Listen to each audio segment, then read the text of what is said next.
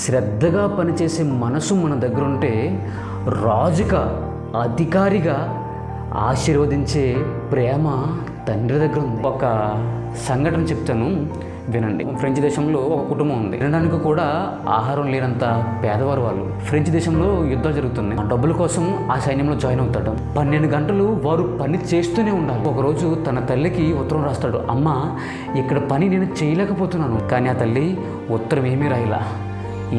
ఇక్కడ కుమారుడు వెయిట్ చేస్తున్నాడు, ఆహారం కూడా తినలేకపోతున్నాడు, చేతులన్నీ పగిలిపోతున్నాయి. ఒక 3 నెలల తర్వాత ఒక ఉత్తరం వచ్చింది. ఆ తల్లి ఏం రాసిందో తెలుసా? ఆ కుమారుడు ఏమైనా తెలుసా? ఆ ఫ్రెంచ్ రాజ్యానికి చక్రవర్తి అయిపోయాడు, యువరాజు అయిపోయాడు. ఎలా అంటే ఇది రియల్గా జరిగిన సంఘటన. అతని పేరేంటో తెలుసా? 3 సంవత్సరాలలో మట్టిలో కూరుకుపోయిన ఆ కిరీటాన్ని శిరస్సు మీద ధరించాడు.